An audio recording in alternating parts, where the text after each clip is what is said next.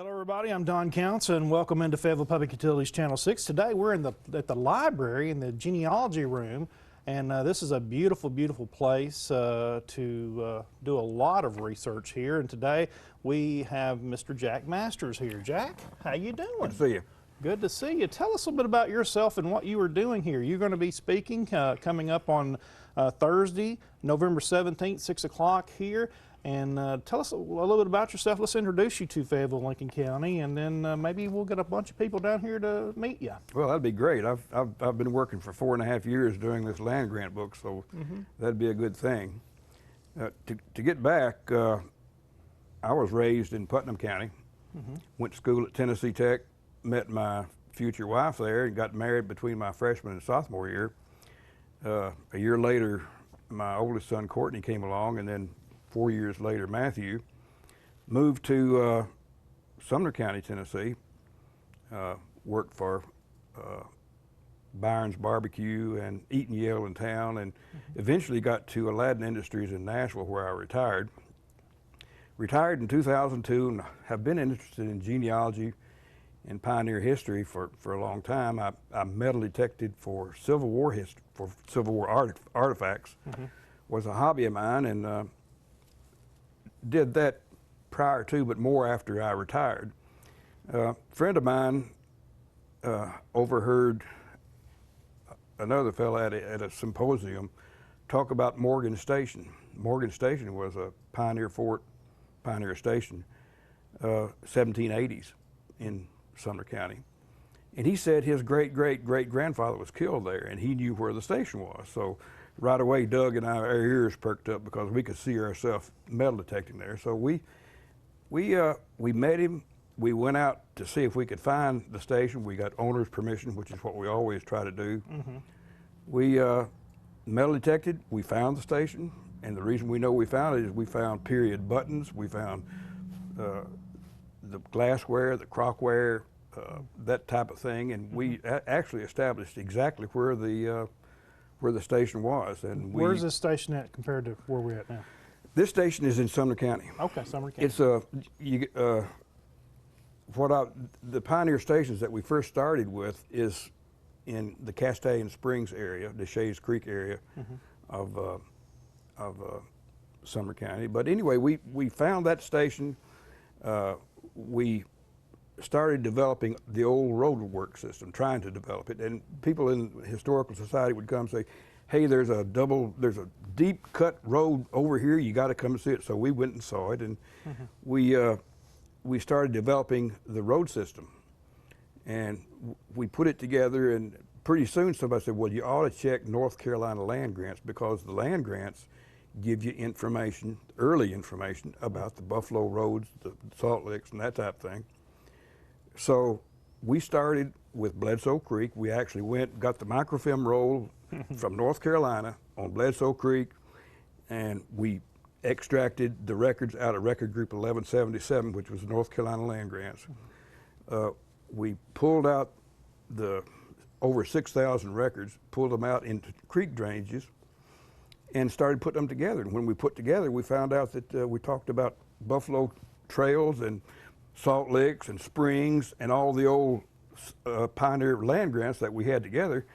And pretty soon the settlers had to go from one land grant to another land grant, and they established roads. So that transpired for Bledsoe Creek, and pretty soon we did the other creeks, Drake's Creek and some of the other creeks in Sumner County. And we gave a program to the Sumner County Historical Society, I think it was 2007 that we were doing, and pretty soon we started working in Macon County, and pretty soon got to Smith County because we were tracing the route of the settlers as they came into Smith County and the counties. Sure. And then got to Davidson County, Montgomery County, and Robertson County. And when we were doing that, we talked with folks such as the county historians, such as Jack Tower, and learned about what they knew about the historical sites, the historical stations, and we were able to put that together and eventually plan for a book. In 2009, we published volume 1 of our series, Founding of the Cumberland Settlements. And that was basically those counties that I mentioned north of the Cumberland River. Wow. We immediately, the folks on the south side of the Cumberland River said, where's ours? So we started working on that, and we put together the counties the same way that we put together the land grants, primarily Wilson County, Rutherford County, Williamson County.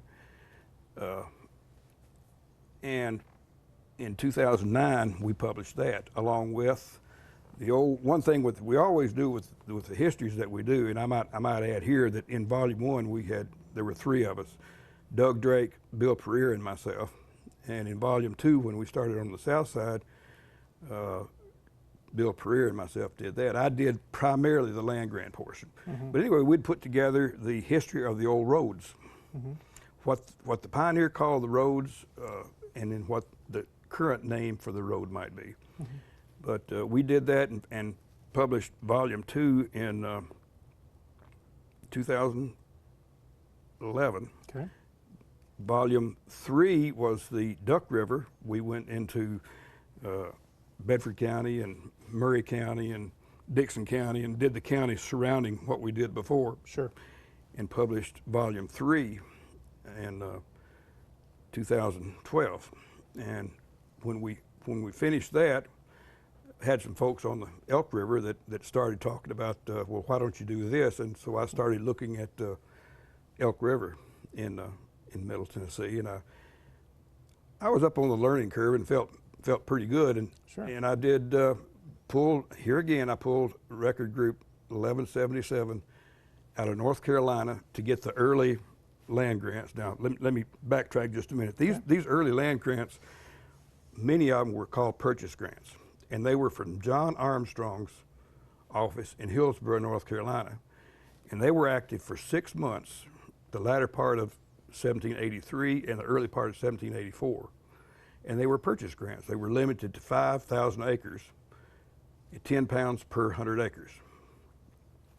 But anyway, the folks would get the land grants. They'd go in, get the warrants, get the entries, then get the warrants, and then come down, have their land grants surveyed.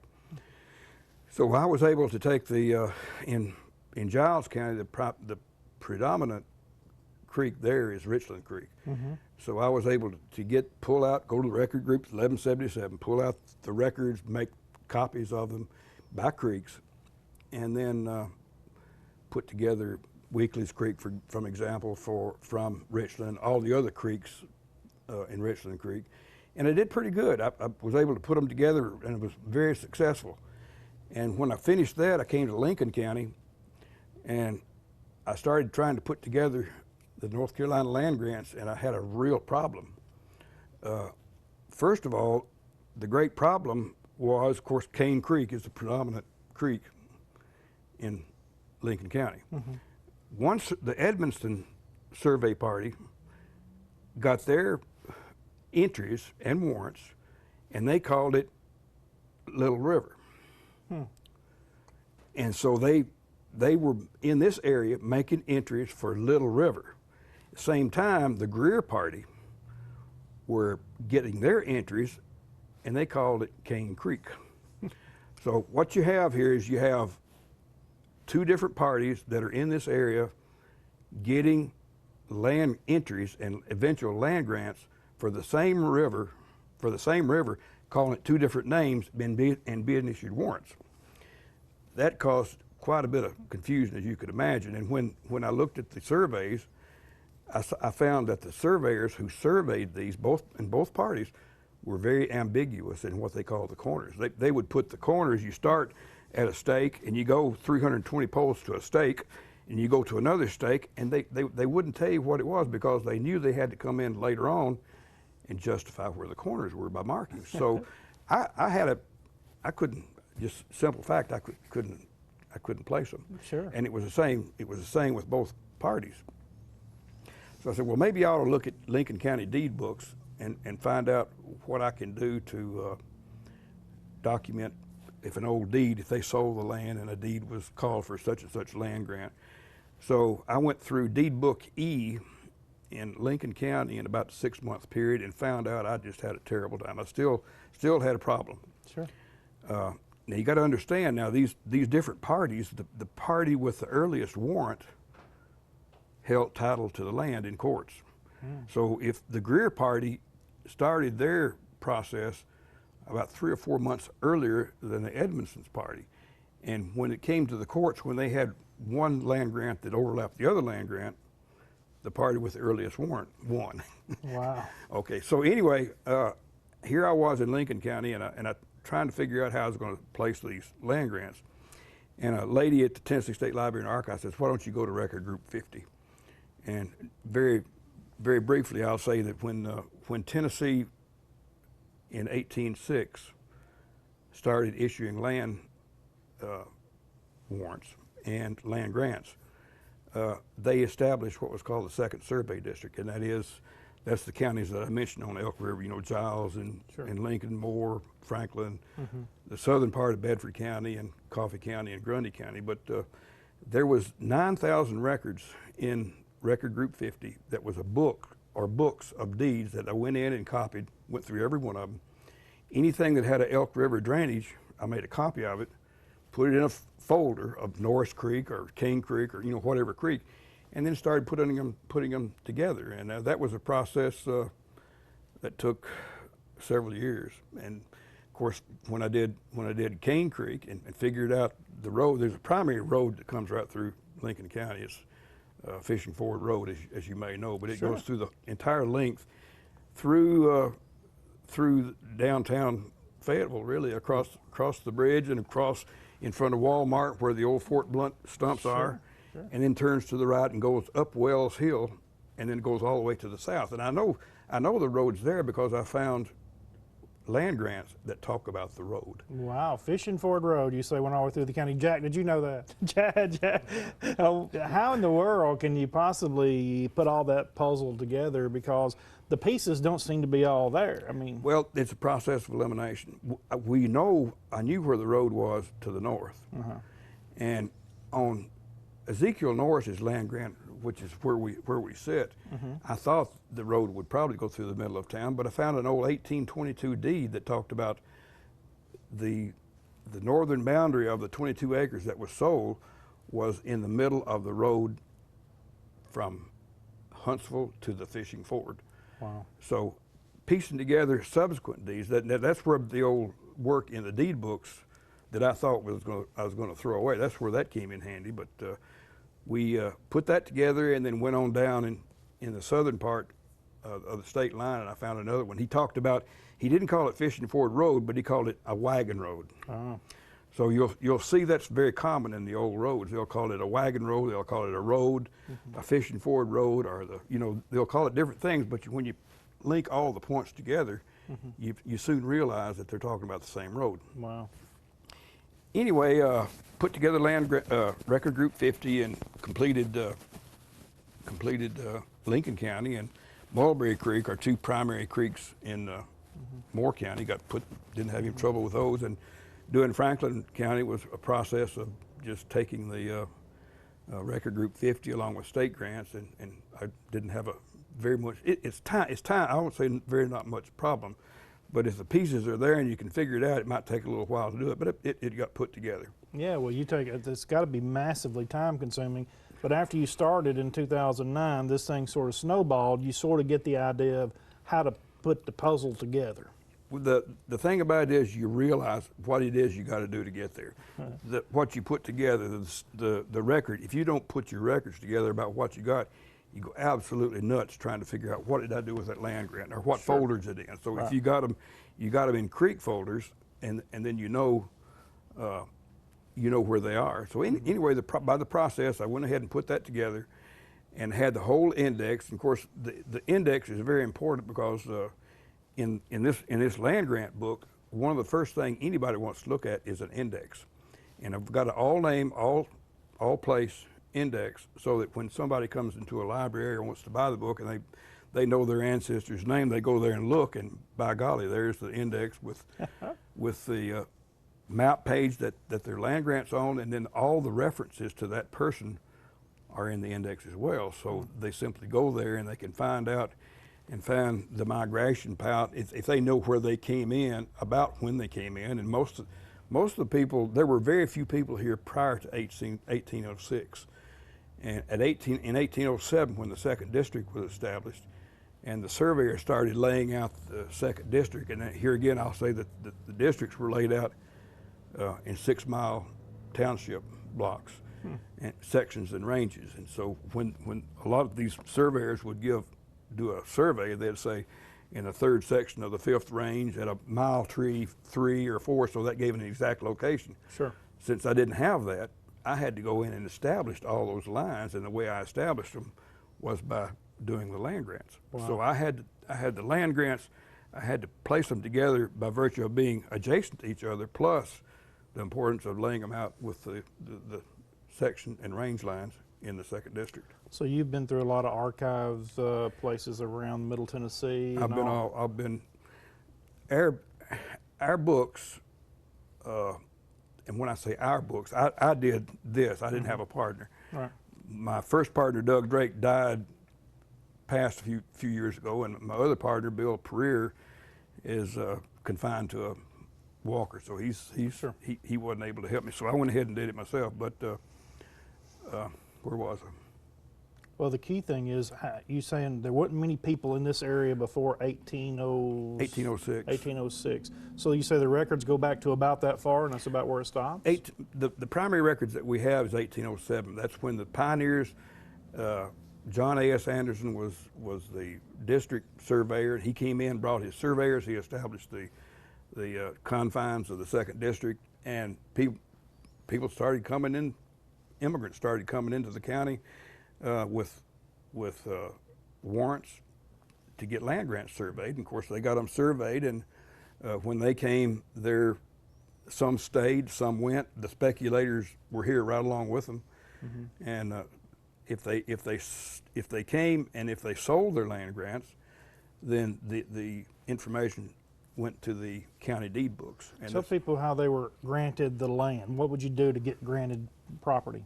the first thing you had to have was an entry. In other words, an entry is a creek on Norris Creek, for example, or such and such is where a creek cross. Mm-hmm. Then you'd apply to the state of Tennessee and get a warrant. You'd take the warrant and have it surveyed. Once it was surveyed, that went to the district office, to the surveyor's office, then the district office. They would issue a land grant, and the land grant then would be go back to the person that had the grant. That land grant would be registered in the county, and they'd get a land grant for it, which triggered the important thing for the local folks, tax. A lot of times the local officials would turn an eye, or they weren't too picky about who had what as long as they got their tax every year. But it ain't changed much. hadn't changed a whole lot. But anyway, they would get the records and then pay the taxes. Now, here again, it's important to talk about, Don, the land grants that I have here are the first land grants.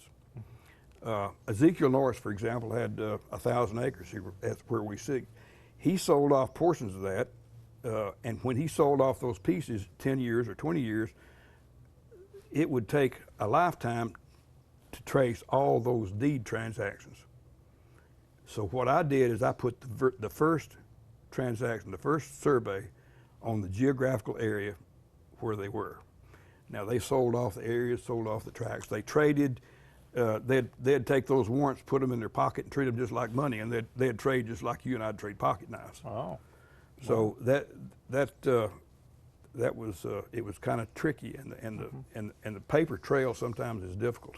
I can imagine. And some people were granted land because of doing some military service. Is that correct? That's right. The military service came in with the North Carolina grants, and here those folks got a private got 640 acres, for example. Wow. And then some of the other folks got lieutenants got 2,560, and if you happen to be head of the whole thing, Nathaniel Green got 25,000 acres down on the Duck River of some of the best land probably that's ever been awarded. I don't know, but wow. When these people came in, they brought their families with them. A lot of the well-connected people, the Armstrongs, the Lewis family, when they were getting their 5,000 acre grants in Hillsborough from North Carolina, all of a sudden they had more kinfolks. They got 5,000, 5,000, you know, a lot of land grants. And there was a lot of graft, a lot of theft. People would forge warrants, and they'd come in and get their land and then sell it and then be gone. And Wow. it was some more activity. Well, there's so much we can talk about, and I know you are going to be here on Thursday, November 17th at 6 o'clock to talk about that. We definitely want to get people to come by. You also have a website. I printed off some. You might tell everybody about your website. I have a Jack Masters genealogy website. First, I'm an old genealogist. I did the Masters family history in 1989 and went all over 14 states doing the Masters family. That's where my wife lovingly started talking about me, about my dead people activities. But genealogy, she says dead people activities. I call it my love for genealogy first. But I did the Masters family history. Then I did the 4 female lines of my grandmothers, Smith, Bowers, Hull, and Beatty. Now this is primarily up in Jackson County, Putnam County. Then I did the Fitzpatricks, my wife's name. And then I got into, like I said, history, and then pioneer history. And the pioneer history, these indexes of all the 3 volumes of Atlas series we have, and plus this Atlas, there are thousands and thousands of names. When I did this book, for example, I put everybody's name in an Excel matrix. And every time I went through, I started with page 1, and every time they're mentioned, I place on the matrix where they are, so that I go by, and when I make my index, I had 22,000 lines in an Excel spreadsheet that I had to put together to come up with 40-something pages of index. But so when I say places, I put I make a entry and an index for a certain creek in Norris Creek or Cane Creek, so that I have anybody's interested in any of the creeks or any of the tributaries, then go to the index and find out all the land grants where that creek is mentioned. So genealogy, the folks that came through here are the folks in California that their ancestors came through this part in that period of time. Boy, they really enjoy it, and it's helpful. Oh man, that's amazing. You've got so much to talk about and so much we're going to hear on Thursday, November the 17th at 6 o'clock here at the library. I guess you'll be in the genealogy room or somewhere around. No one where we'll talk about that, but you'll be somewhere here, and we're going to be we want a lot of people to come by. There's so much more to talk about. Is there anything else you want to tell us before something that you're going to talk about, other than you're going to talk about your book, and that'll be available to people who are just Well, yep, I'll have the new book on Elk River, and I'll have it with me. I'm going to do a slide presentation on land grants that I call land grants on the Elk River. I'll give a lot of the land grants. I'll give the history and show the history of the 2nd Survey District. A lot of the information on creeks, common names for creeks, surveyor language, roads. I'll give a history on roads. It's got a very interesting history. And when I trace a road, I don't say it's here or whatever. I document deed references on how I got it, and then I have an actual map, their own topographical map, so that there's no fudge factor. I put where it is, if I know where it is, and if I don't, I don't guess. But anyway, that night I'll be doing, at the library, I'll be doing that presentation. I'll have books for sale. I'll be signing books. Good. And the book is 658 pages long. It's soft cover. It's a lot of book there. There's a lot of data there. It's a lot of work there, and I mean, there's a lot of time involved in that little deal. Unbelievable amount of time. There's 4.5 years, and most of the time 5 or 6 days a week work in that book, and it's. It would take me forever, but anyway, that is really amazing, and probably some of the most interesting thing you talk about, the different names of creeks and roads and the changing of the names and all of that. I mean, it's a humongous job to put that together to even figure out the pieces of the puzzle. Well, it is. It's also a lot of fun, and people said, "Why did you do it, or how did you do it?" And after I'd go down at 3 or 4 o'clock in the morning and work all day long. See, my wife's a nurse. Okay. And we get up at 4 o'clock in the morning and share coffee. Oh. And then she disappears on the road to Nashville at 6 o'clock, and I've got the whole day to do whatever I want to do. Now that's my kind of wife right there. But anyway, she'd come home at 4 or 5 o'clock, and by that time I'd usually be burned out and fried, so I'd be downstairs. Sure.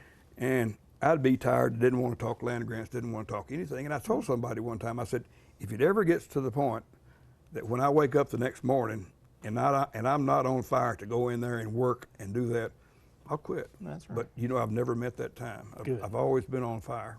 I want everybody to see this book. It's land grants on the Elk River in Tennessee and North Carolina and Tennessee land grants, 1783 to 1831. This is Jack Masters. Thank you very much. It's very nice to meet you. We could talk all day. I think we probably could. We could. I don't think we have enough tape in the machine there. It's going to be on November the 17th. He's going to be doing a great presentation here Thursday night, 6 o'clock at the Fayetteville Lincoln County Library.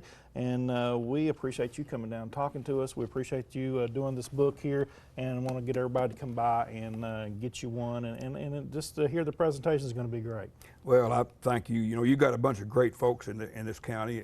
The counties everywhere. That's the highlight of the whole several years that I've done this in some 30 counties, from the Kentucky line to the Alabama line, is the folks I've met. There's some fantastic folks, some very knowledgeable folks that maybe weren't as knowledgeable, but they were hungry for history. They would sit down and listen to what I had to say.